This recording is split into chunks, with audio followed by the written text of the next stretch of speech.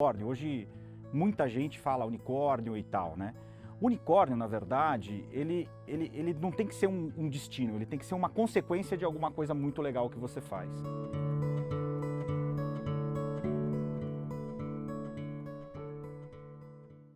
Olá, sejam bem-vindos à série de vídeos da Forbes Brasil sobre empreendedorismo, inovação e transformação digital. Hoje eu tenho o prazer de conversar com o Leandro Baran, aqui no estúdio da Forbes, que é um executivo que construiu sua carreira nas principais empresas de tecnologia do Brasil, teve a experiência no primeiro unicórnio do Brasil, que foi a 99, e hoje é sócio e também executivo da South Rock Labs, que além de várias marcas, tem também o Starbucks, né, como uma empresa do grupo no Brasil. Leandro vai compartilhar bastante com a gente sua experiência. Leandro, seja bem-vindo ao estúdio da Forbes. Fala, Thiago, tudo bem, cara? Para mim é um prazer. Bom, Baran, um dos motivos pelo qual lhe convidamos para estar aqui é porque você tem uma das poucas experiências que eu acho que todo mundo hoje quer ter, que é a experiência de ter passado pela transformação digital dentro de um unicórnio. E antes de explorar um pouquinho da sua carreira, queria que você começasse por esse tema, contando pra gente como é que foi essa loucura, em que teve momento que você pensou em desistir, não teve, como é que foi? Teve muitos momentos que eu pensei em desistir, né? Mas o mais legal, Thiago, é o seguinte, quando a gente pensa em unicórnio, hoje muita gente fala unicórnio e tal, né? Unicórnio, na verdade, ele não tem que ser um destino, ele tem que ser uma consequência de alguma coisa muito legal que você faz. E a minha jornada na 99, a jornada de todos os 99ers que fizeram parte dessa história, foi muito legal por ter também sido um unicórnio. Mas a gente fez tanta coisa bacana no meio, e assim, para mim foi o meu MBA de empreendedorismo na prática, de gestão, de empreendedorismo, de viver uma startup raiz, de fato, né? E o que era mais legal era a gente resolver os problemas de mobilidade do que a gente estava fazendo. E, para mim, com todas as passagens que eu tive na minha vida, para mim, de fato, além de ter vivido unicórnio e tal, foi o que mais eu conseguia ver, o que eu desenvolvia dentro do escritório e na prática acontecia no momento seguinte ali para o consumidor. E para o consumidor não era nem o consumidor. Às vezes o consumidor era nós mesmos, os nossos familiares ou qualquer outra coisa. Então assim, o unicórnio em si é muito legal. Essa pergunta todo mundo me faz o tempo todo. Mas o mais legal é você conseguir, de fato, construir toda a base para aí sim você virar unicórnio, né? Então foi um negócio muito bacana. Entrar numa companhia onde você tem menos de 100 pessoas. Depois de um ano a gente tinha 1.500 pessoas. Crescer como a gente cresceu, impactar a mobilidade urbana num país como o Brasil, muito bacana, enfrentar um Golias como era a Uber, né? A gente conseguiu de fato ter uma participação super importante e relevante no mercado, e mais do que isso, eu acho que a gente foi muito protagonista em tudo que a gente vê hoje. Então as questões de micromobilidade, as questões de outras pessoas começarem a usar transporte público, a questão das cidades começarem a se preocupar mais em ter uma área de convivência para as pessoas e menos para carros. Então quer dizer, tudo isso na verdade foram coisas que transformaram e a gente conseguiu fazer, e o unicórnio eu gosto de falar que é um detalhe. Então é muito legal, é muito bacana, mas acaba sendo só um resultado e acaba sendo só uma consequência. E você acredita que trabalhar com um propósito como esse, que é um propósito muito forte, né? Mudar a mobilidade, mudar a forma como as pessoas se deslocam numa grande metrópole, ajuda na hora de incentivar a sua equipe? É fundamental, Thiago, porque é o seguinte, por definição, uma startup não tem dinheiro, né? Então assim, a gente... É muito legal depois ver todas as rodadas de investimentos do que a gente fez, todo o resultado depois do exit da venda, é super legal. A questão maior é que na maioria dos dias, dos 365 dias do ano, a gente contava ali as moedas, né? E que eu costumo dizer, quando as pessoas me perguntam sobre isso, muita gente sabe as rodadas de investimento e as coisas incríveis do que a gente fez, pouca gente sabe que a gente quebrou 2, quase 3 vezes. E viver startup é isso, né? Viver a incerteza todo santo dia. Então a gente quebra todos os dias e a gente, na verdade, tem que sempre fazer o resultado e fazer o negócio acontecer.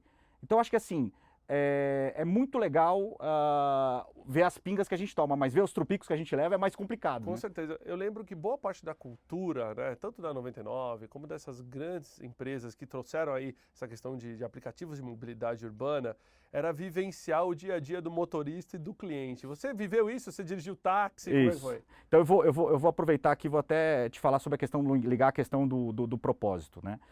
Quando a gente fala de uma empresa como essa, a gente falava de ser a empresa mais orientada a cliente do mundo. E não era só do nosso mercado, mas do mundo. Como é que você faz isso? Quando você experimenta e você usa o que você está fazendo. Na 99 só tinha um jeito de fazer isso. Era você sentar num carro, ligar o aplicativo e você dirigir. E a gente ia para a rua e dirigia. Né? Então quando a gente liga a propósito, uma coisa que poderia ser penoso para fazer isso, acaba sendo prazeroso, porque você está ali vivendo a vida de um motorista que é um stakeholder importante para nós, escutando o feedback em tempo real do passageiro ou dos passageiros, né, que estão no carro, interagindo com o aplicativo e com a tecnologia que você desenvolveu e que você está gerenciando ali, né, e ao mesmo tempo vivendo na pele tudo aquilo que é a transformação de fato. Né? É o que é o propósito de você buscar e melhorar a mobilidade das pessoas. Então, assim, voltando até a tua pergunta anterior, ter um propósito é fundamental, porque a gente precisa, além de resolver um problema e além de não ter, usualmente, dinheiro para fazer isso, eu preciso atrair boas pessoas, eu preciso ter talentos.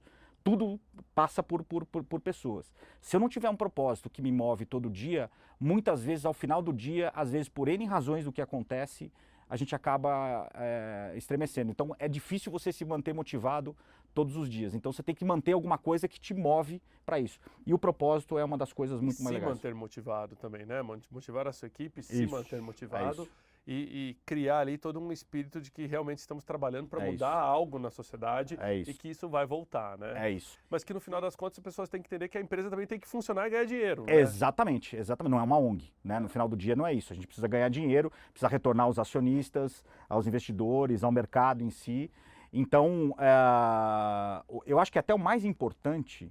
Eu tive esse sentimento, eu estava um tempo atrás, acho que a gente até estava num evento juntos, Verdade. Que a gente escutou uma palestra onde falaram que tem uma coisa que é mais importante que propósito, que é o legado.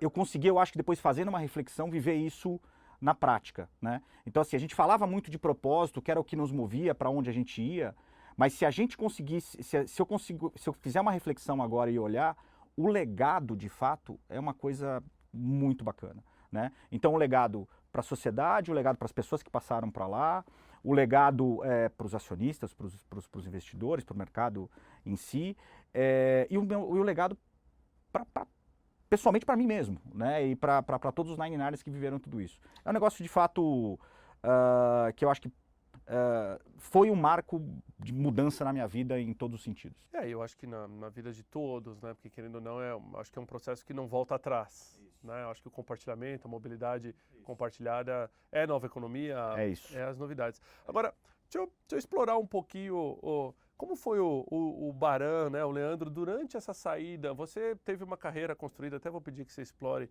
um pouquinho. Assim, você teve uma carreira construída em empresas de TI, de repente você aterrissou numa startup e hoje, né, empreendendo aí num grande fundo. Mas como é que foi essa transformação? Trocar o certo pelo incerto, né, o seguro pelo não tão seguro, como foi? Pois é. Eu tive, e até contando um pouquinho da minha história, eu tive 3 grandes vidas, vamos chamar assim. Uma vida que foi dos 13 até os 18 anos, onde eu comecei a trabalhar desde os 13 anos e precisava pagar meu colégio e precisava fazer as minhas coisas. Com 18 anos, eu brinco que eu dei entrada no meu carro, não comprei meu carro, dei entrada no meu carro, a última parcela eu paguei outro dia, então estava pagando aí a vida toda aí a parcela do meu caso, mas brincadeira à parte. Então ali onde eu tive trabalho. Depois, a partir daí, eu tive uma carreira estruturada em cima de consultoria em empresa de tecnologia, um ambiente altamente meritocrático, super orientado a resultados, eu vivia por trimestres, tinha que entregar sempre um crescimento muito forte de trimestre a trimestre, era muito bem remunerado por isso também. Por outro lado, pouca gente Aí eu vou desmistificar talvez a primeira coisa aqui que a turma coloca. Fala assim, bom, Baran, você trocou a segurança das multinacionais pela insegurança da startup. Falei, isso nem sempre é uma verdade. Porque bom emprego para pessoas boas sempre tem. O problema é que você pode perder o seu emprego. Então, assim, eu estava sem saber, empreendendo dentro das empresas, porque uma empresa de tecnologia, ela de um ano para outro, ela muda. E você tem que mudar time, você tem que mudar a estratégia, você tem que mudar todo o approach, você tem que estar sempre aprendendo, porque a tecnologia ela está sempre na tua frente, ela nunca está, você nunca está à frente dela, você está sempre correndo atrás para aprender, para conhecer coisas novas, as coisas vão mudando e cada vez vai ser assim, né? É assim e sempre vai ser assim. Então eu sempre estava empreendendo. Então a primeira coisa para desmistificar é que era uma coisa segura, né? Então, por outro lado, eu gostava muito daquilo. Mas em determinado momento, quando eu tinha eu tenho 41 anos hoje, eu tinha 34 anos, eu já era um executivo muito sênior de uma multinacional, entregava boa parte do resultado da companhia, eu era muito bem remunerado por isso, e minha vida começou a ficar sem sentido. Pode ser alguma coisa, eu ainda não consegui ainda aterrissar isso, mas pode ser uma coisa ligada a propósito, a questão do legado, isso, aquilo. Mas o que eu acho hoje, a hipótese que eu tenho, era que era muito longe aquilo que eu fazia para aquilo que eu conseguia entregar, né? Para a sociedade, para a vida onde eu vivia. Em determinado momento eu joguei tudo pro alto e falei, cara, eu achava num determinado momento que o que eu precisava fazer era um MBA lá fora, e na verdade o que eu precisava era começar a empreender. E eu tive um problema no início da minha terceira vida, que foi um problema que eu tive lá atrás, porque eu tive uma relação sempre muito ruim com o empreendedorismo. Meu pai, quando eu tinha 13 anos e foi meu primeiro emprego, ele montou uma loja de som e alarmes. E foi uma catástrofe. Porque ele, quando ele foi desligado da companhia onde ele estava há 26 anos, ele tinha prometido para ele mesmo que ele nunca mais trabalharia para ninguém. E para mim, empreender era ruim. Nem se falava empreender lá atrás ainda, da forma que se fala hoje, né? Negócio, mas ser um empresário era muito ruim. E para mim, de uma certa maneira, eu tinha uma relação ruim com essa história de empreender. E com a própria amadurecimento, essas coisas acontecendo na vida e tal, você tendo também um pouco mais, isso é bem importante, você tendo um pouco mais de tranquilidade financeira para você arriscar. Eu já tinha 3 filhos, já era casado com a minha esposa, é mãe dos meus filhos, tinha as minhas responsabilidades e tal. Então, quer dizer, empreender não era um negócio muito... mas acabou virando uma opção. E eu acabei fazendo isso em uma transição muito bacana, né? E aí foi minha terceira vida. Com a seguinte tese: o mercado brasileiro, isso já era 2015 mais ou menos, o mercado brasileiro de empreendedorismo ele já estava vindo, o mercado com acesso a capital, com um amadurecimento mais interessante acontecendo, o Brasil mais estruturado e mais aberto e fácil de se fazer as coisas. Ainda é muito difícil, mas assim, lá atrás era muito mais difícil. Tinha mais capital no mercado, acho Exato. que a crise também trouxe muita oportunidade. Exatamente. E abriu, na verdade, um insight de que eu poderia usar todo o toolkit que eu aprendi na minha primeira vida e a segunda vida, tanto o trabalho quanto o emprego que eu tive, de execução, de fazer, de entregar, de mudar, de acreditar nas pessoas, de trabalhar sempre com um time com alta performance, que eu poderia, junto com esse toolkit, com empreendedores, a gente co-empreender juntos. Então eu tinha um certo capital meu, tinha alguns amigos, a gente acaba fazendo alguns amigos que também eram patrocinadores para entrar nessa história e gostariam de fazer essa mesma transição. E com essa tese eu acabei começando a terceira vida, que é a vida do empreendedorismo. Então essa vida ainda é mais recente, eu estou aprendendo a ser empreendedor, eu brinco que eu sou um executivo empreendendo, tem uma diferença muito grande, Sim. Mas tudo, absolutamente tudo, se resume à execução. Então eu acho que tem algumas coisas muito legais que eu trago lá de trás, que eu acabei aprendendo com a vida, de que se você não entregar resultado não adianta, que é um pouco do que você falou. Se eu não gerar resultado para a companhia, eu posso estar fazendo a coisa com o maior propósito do mundo, com isso, com aquilo, se eu não, para a companhia, para a sociedade ou para alguma coisa, não adianta de nada, né? Eu brinco que a pessoa sai da startup, mas a startup não sai da pessoa, né? Pelo que eu tenho acompanhado, você voltou a investir em startups, está buscando... O que você busca hoje para investir numa startup? O que é? É o propósito, é o legado, é um produto diferente? Como é que está o mercado hoje para quem quer investir em startup? Primeira coisa, eu acho que eu tenho que resolver um problema. Uma startup por si só ela tem que fazer duas coisas. Ou ela resolver um baita problema que nós temos e que um grupo grande de pessoas tem também. Então, porque isso aí vira uma grande oportunidade de negócio, onde tem problema tem oportunidade. Isso é um primeiro ponto. O segundo ponto, ela tem que colocar uma nova tendência. Uma tendência diferente que vai melhorar alguma coisa para um grande número de pessoas. Se eu tiver essas duas coisas, eu tenho uma boa tese para desenvolver. Isso é a primeira coisa. A segunda coisa. Eu brinco que eu invisto no jockey, não no cavalo. Isso eu aprendi errando, investindo em bons cavalos com jockeys ruins. Explico. Cavalo bom, jockey bom é a melhor coisa do mundo. Então se eu tiver um bom negócio, com um bom time, muito bacana. Se eu tiver um cavalo bom com um jockey ruim, eu me estrepei, a maioria das pessoas acabam se estrepando. Por outro lado, se eu tiver um cavalo que ele está meio manco e um jockey bom, é mais fácil eu fazer fisioterapia no cavalo. Eu trabalhar reforço, ou trabalhar qualquer outra coisa no cavalo, ou até trocar o cavalo, que é o que o mercado agora fala muito em pivotagem e tal. Eu troco o cavalo por um outro bicho, inclusive, e boto o jockey em cima dele, que a coisa vai. Então eu preciso ter um bom time, né? E a execução. Porque o resto em si, eu acho que ele já existe. Você tem hoje um bom acesso a capital. Você tem uma condição macropolítica econômica que favorece a isso também. Então, juros mais baixos, muita gente procurando outras alternativas para você para investir. Tem muita incerteza, sim, com relação à questão governo, Brasil e tal, mas tem muita coisa vindo de fora em termos de investimento. O SoftBank é um dos exemplos, tem N outros exemplos menos famosos do que o SoftBank, né? Que a gente acabou fazendo o negócio com a 99, é o mais famoso e tal, mas tem outros negócios, né?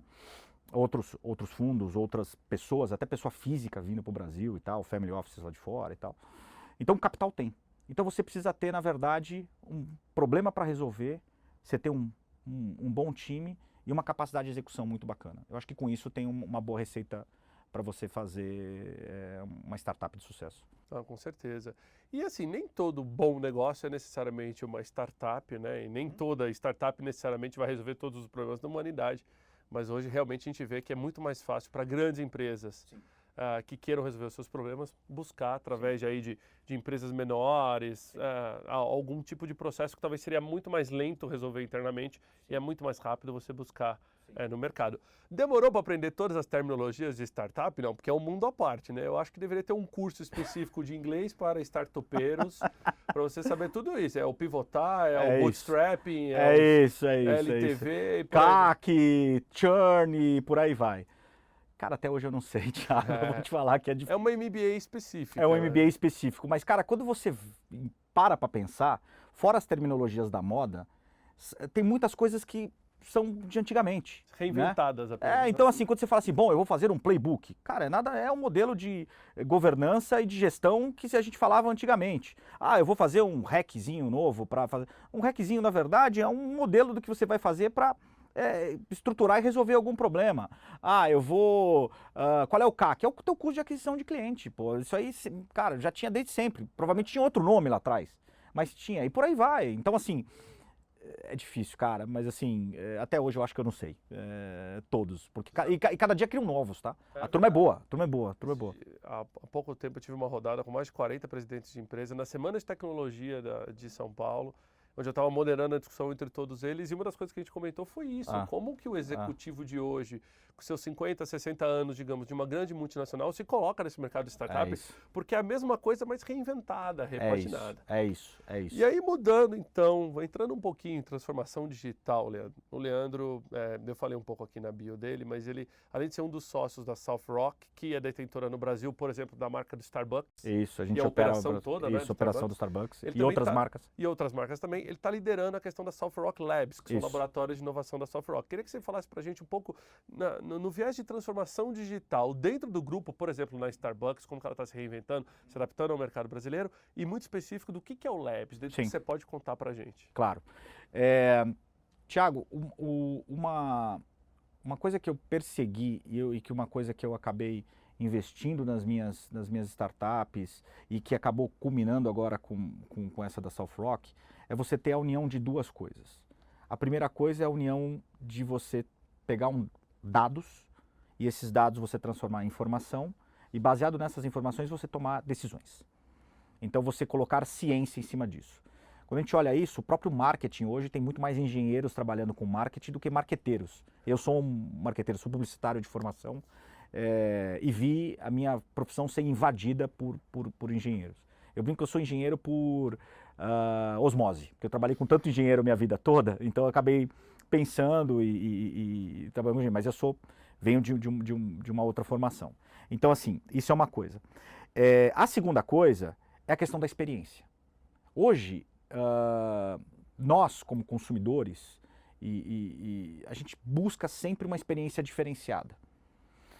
E eu tenho uma tese particular de que negócios que combinem uma boa ciência de dados com hipóteses muito bem fundamentadas e com uma experiência incrível, essas duas coisas juntas podem ser muito bacana, né? Então elas podem, além de, aí como eu estava dizendo sobre startups, além de resolver problemas, você pode criar novas tendências. Na South Rock, é o que me atraiu para o projeto e para a jornada toda do que a gente está fazendo. Imagina o seguinte, você pegar uma marca como é o Starbucks, que no Brasil ela precisa ser, vamos chamar de reformada, né? Então ela é uma marca amada, outro dia eu recebi um pessoal no escritório e o pessoal estava falando assim, Barão, é muito legal o que vocês estão querendo fazer, porque assim, vocês têm um negócio que é uma marca que é amada, que quando eu vou na 25 de março, e era um pessoal de um banco, não vou dizer o nome do banco, mas na verdade não é nem o banco deles, mas qualquer banco, ninguém vai lá e pirateia a camisa do banco para usar, mas cara, da Starbucks a turma pirateia, né? E assim, ninguém... Tem tatuagem. Tem tatuagem e tal, né? Então, assim, isso é uma coisa. Outra coisa é de empresa de telecom, também não tem, ninguém vai lá e coloca uma de empresa de telecom e tal. Então tem uma questão com a marca que também é importante. Imagina você pegar essa potência, principalmente no mercado americano, onde o app da Starbucks é o app mais baixado da loja da Apple e da loja do Google. Tem alguns bilhões de dólares de cash-in dentro lá, então se fosse só ganhar de floating com o dinheiro que tem lá fora aqui. Então assim, você tem alguns ativos que são muito legais. Se você trazendo isso para o Brasil e colocando uma experiência phygital, que é uma experiência no ambiente físico, junto com o ambiente digital, aí já os termos startup, mais um novo, phygital, tomem nota se vocês não é phygital, né? E com você resolvendo um outro problema de qualquer consumidor em qualquer lugar, pode ser nas nossas marcas, nas nossas lojas ou em qualquer outra, que é o problema, o friction, ou seja, você tem alguma frição na tua relação com a marca ou com coisa. Um clássico é o pagamento. E uma coisa que acontece quase sempre no pagamento é um negócio chamado fila, né? Então o Starbucks, globalmente, pensando como um lovable brand, pensando em ser o terceiro lugar natural de qualquer pessoa no mundo. O primeiro a casa da gente, o segundo o escritório, o terceiro o Starbucks. Se eu conseguir colocar uma experiência onde eu não tenho fila, onde eu chego lá e o Starbucks sabe mais ou menos o que eu já vou pedir, me oferece isso dentro do meu smartphone e tal, como é que seria isso? Então quando a gente pensa em lab, a gente está pensando em construir esse tipo de coisas num primeiro momento, para as nossas marcas e começando pelo Starbucks, né? Então você acaba criando e sendo inclusive uma fábrica de startups, porque eu crio uma série de coisas, onde uma das coisas que a gente está fazendo hoje, por exemplo, é você fazer o pedido via WhatsApp. Então, o WhatsApp, como é o WeChat na China, né, que já é um baita de um super app e tal, é o que a gente mais usa, é só pegar as estatísticas do nosso smartphone, né? Então, assim, acho que como geral, o brasileiro usa muito. É agora que o pessoal não sai do WhatsApp. Agora é que não sai do WhatsApp mesmo. Então, você fazer o pedido e você fazer o pagamento pelo WhatsApp, né? Então, é você usar a tecnologia a favor dessas coisas todas. Então, quando você pensa em lab, é isso. Quando você pensa em lab, você está pensando em o contato humano, ele tem que ser muito mais importante do que qualquer dessas tecnologias, por mais bacanas que elas sejam. Então, ao mesmo tempo que eu estou desenvolvendo coisas ligadas a um pedido dentro de um WhatsApp, a gente está desenvolvendo coisas onde, da mesma forma que a gente está falando aqui, poderia ser eu como barista do Starbucks, você como meu cliente, e eu aqui te atendendo e nem precisando digitar, tendo um microfone como a gente tem aqui, né? E a tecnologia fazendo todo o pedido e eu podendo sorrir, podendo interagir, podendo ter um contato melhor, porque hoje, de novo, quando a gente fala em experiência, a gente confunde às vezes um pouco essa história de colocar isso tudo muito robótico e, na verdade, a experiência ela tem que estar na frente de tudo isso, né? Então, esse tipo de coisa a gente tem desenvolvido lá dentro como exemplo de coisas que a gente está fazendo, né? Legal, no mundo digital, aprendi.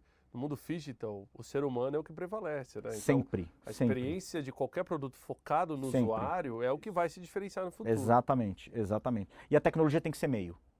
Ela tem que ser um meio para que você, de fato, consiga fazer as coisas melhores do que você faria sem ela, né? Agora, Então, por exemplo, vocês estão inovando com uma empresa do grupo que está ajudando a criar todos esses labs e tudo mais, fomentando um ecossistema de startups que está também trazendo Isso. soluções para vocês e você consegue aplicar na operação que é toda própria, né? Por exemplo, do Starbucks ou das outras lojas. as das lojas são outras todas marcas. nossas, sim. E qual que é o próximo passo? É vender por exemplo, vender essa inteligência para outras marcas fora do grupo, crescer, isso pode virar uma fintech no futuro, por exemplo? Então, excelente ponto. Um Comex? Excelente ponto. Imagina o seguinte, tem coisas naturais quando a gente pega um dado, transforma ela em informação, você pode ter várias coisas que você faz com essa informação. Uma das coisas eu posso fazer cross-selling entre as marcas, né? Eu posso criar serviços ligados a isso, entendendo quais são a utilização dos meus usuários e oferecer essas coisas. As coisas que estão e aí muita gente está fazendo isso, fazer serviço de assinatura e tal. Eu posso começar a colocar dentro da minha plataforma conteúdo, entretenimento e tal, para que cada vez que você utilizar mais as minhas marcas, você tenha acesso a outros conteúdos que normalmente você usa. Por exemplo, pega os nossos filhos, né? Então, assim, imagina que ele vai ganhar lá o skin novo do Fortnite, vai ganhar mais, porque ele, de fato, usou mais a marca ou fez alguma coisa que faz muito sentido, tirou uma selfie ou coisas que podem ser muito legal e postou com a marca e tal. Então, assim, quando a gente desenvolve esse tipo de coisa, a gente já está aproveitando essa informação. Eu posso fazer outras coisas. Eu posso, por exemplo, criar uma fintech. Que aí eu posso criar o meu meio de pagamento. Criando o meio de pagamento, eu posso adaptalizar e tal e monetizar em cima dessa base. Eu posso começar a oferecer crédito. Porque se eu tenho toda essa informação que está lá dentro, eu sei mais ou menos que uma pessoa média no Brasil que gasta tanto com a categoria A, B e C de produto e tal, eu posso fazer a conta reversa e saber quanto ela é rendimento familiar, quantas pessoas tem na casa e tal, e eu posso ter um belo score de crédito para vender crédito. Eu posso vender seguros, né? Então eu posso fazer insurtech, outro termo, né? Então fora fintech, tem insurtech, então eu posso vender health tech e tal, então eu posso fazer insurtech. Então, eu posso vender seguros para essa turma. Então, eu tenho um leque de coisas que eu posso fazer que é muito grande. Uma das coisas que eu já te afirmo que a gente vai fazer é tudo aquilo que, junto com os nossos parceiros, que a gente está desenvolvendo uma parceria estratégica no Lab, a gente vai começar a desenvolver produtos baseados nas nossas marcas, e aí esses produtos a gente vai vender para o mercado. Isso a gente já é certeza do que a gente vai fazer. Então, você vai falar assim, para que você vai vender, Baran? Obviamente, para eu monetizar o que eu estou fazendo. Segunda coisa, importante, até como legado, para democratizar uma experiência onde a gente legitimamente acredita que é melhor. E a terceira coisa, eu fazendo o projeto com outras marcas, e não só do nosso ramo de atuação, aliás, especialmente que não seja só no ramo de atuação. A gente está focando muito no mercado de varejo como um todo, mercado de bens de consumo e no mercado de serviços financeiros, né? Eu vou aprender, eu vou desenvolver outras coisas que vai me retroalimentar no meu processo de ideação, para que eu, dentro das minhas próprias marcas, eu consiga fazer isso. Então eu acho que hoje, economia compartilhada e essas coisas todas que a gente tem vivido hoje no mundo, passa por uma questão não de você proteger e você colocar 7 chaves alguma coisa, passa por você democratizar, né? E quando você democratiza esse tipo de coisa, você consegue ter, além de você monetizar as boas coisas que você colocou, você consegue aprender e retroalimentar a sua estrutura de desenvolvimento interno. Então o Lab é um braço para isso também, tá? Com certeza. E vide que a democratização, ela ganha apoio popular, ela ganha apoio dos seus clientes e te ajuda na regulação. Se você pensar bem, né, se a gente voltar nas principais capitais brasileiras que regularam o uso de aplicativos de transporte, sem o apoio da população, talvez não provavelmente teria saído não do papel, mas aconteceria. como Exatamente. foi democratizado primeiro... É isso, é isso. Então quando você cria um conceito e tem uma massa crítica importante de pessoas que dizem, olha, eu preciso ter uma alternativa de first mile, last mile, por exemplo, para o meu transporte público, né? Então, vou dar um exemplo. Eu moro em Alphaville e trabalho em um monte de lugar, mas majoritariamente na nuvem, né? Mas assim, majoritariamente nos Jardins, né? Então, assim, meu transporte público eu tenho no meio só, né? Eu não tenho nem a primeira milha e nem a última milha eu até tenho, perto do escritório, eu estou a 8 quadras de uma estação de metrô.